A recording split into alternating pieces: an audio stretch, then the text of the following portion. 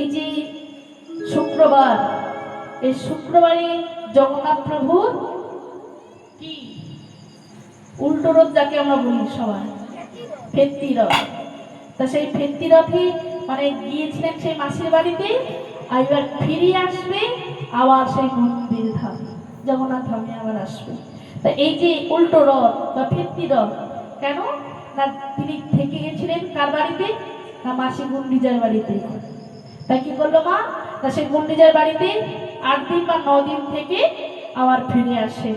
তাই আমার জগন্নাথ প্রভু তিনি এই যে যায় যে রথের থেকে, ওই রথের উচ্চতাটা কত না 45 ফুট, রথের চাকা কটা 16টা চাকা, তাই তো মা।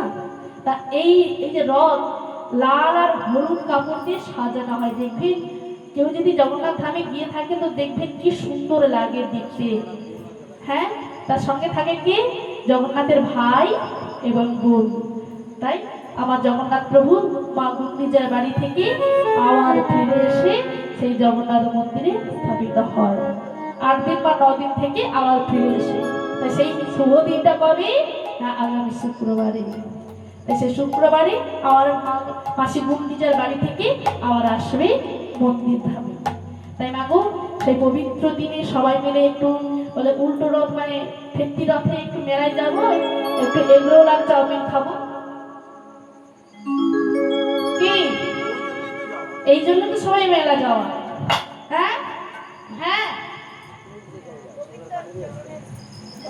ওই দিন ভগবান আবার মন্দিরে স্থাপিত হবে, কত পবিত্র দিন, কত বড় একটা দিন। আরে আমরা তো সারাটা জীবনই খেয়ে গেলাম।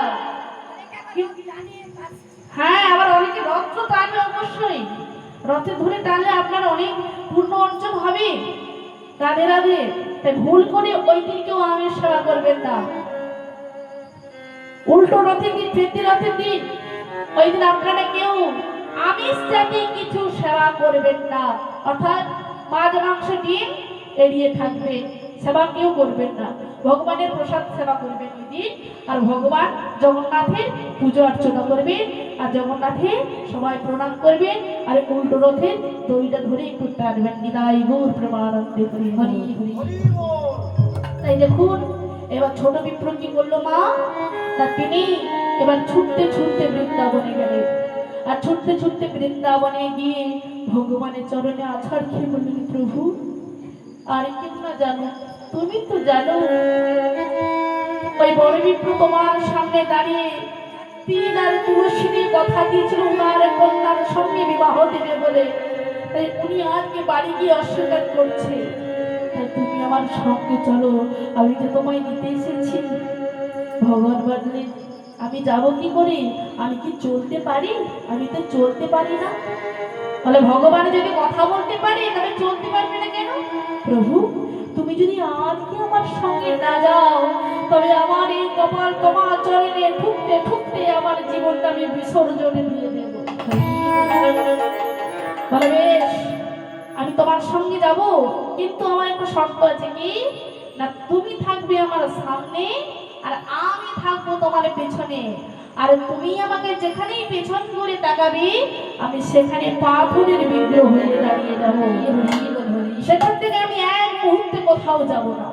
মানে বেশ, তা না হলে জানলাম, কিন্তু তুমি যে আমার পেছনে পেছনে যাচ্ছ তো আমি বুঝবো কেমন করে। বলে কেন, আমার পায়ে আছে নূপুর, আর ওই নূপুর যে কোনো ঝুম ঝুম ঝুম ঝুম করে বাজবে তুমি জানবে আমি তোমার পেছনে পেছনে আসছি। তাই ভগবানকে হাঁটতে হাঁটতে মনের আনন্দে গাইতে গাইতে নিয়ে এলেন কোথায় না ভাগীরথী তীরে। ভাগীরথী তীরটা পার হয়ে যেতে হবে।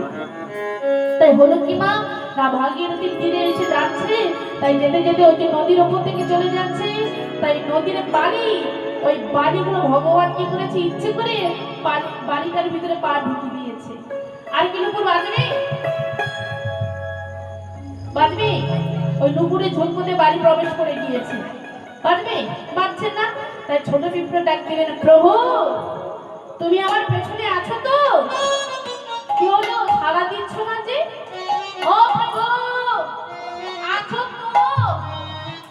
কি মুশকিলে পড়েছি, বলেছে যেখানে পিছনে করে তাকাবে সেখানে দাঁড়িয়ে যাব, আর সেখান থেকে আমি কোথাও যাব না।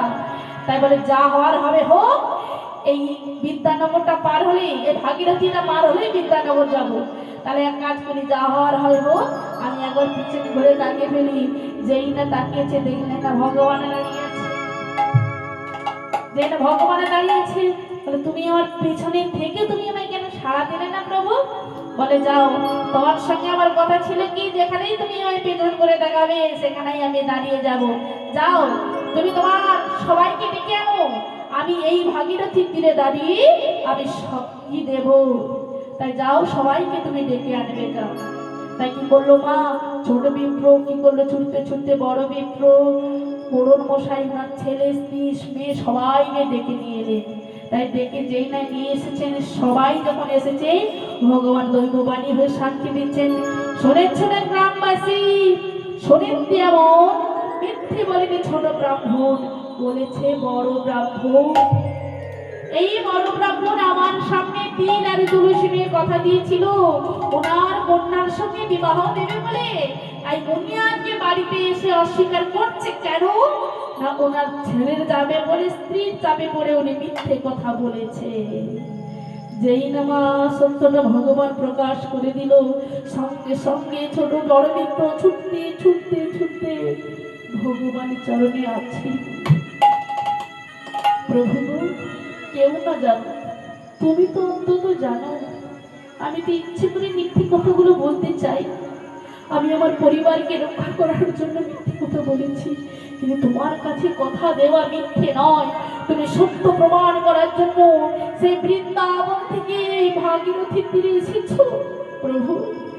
তাই তোমাকে সবাই মিথ্যে বলে, কিন্তু না, তুমি মিথ্যে নয়, তুমি সত্য। তাই তুমি আজকে যে সাক্ষী দিতে এসেছো, এতদিন ভক্তরা সবাই তোমায় জানতো তুমি শুধু গোপাল, কিন্তু তুমি শুধু আজকে গোপাল নয়, তুমি যে সাক্ষী দিতে এসেছো, তাই আজ থেকে ভক্ত তোমায় নতুন নামে জানবে, নতুন নামে চেনবে। আজ থেকে তোমার নাম হলো ভগবান সাক্ষী গোপাল। হরি হরি বলবে।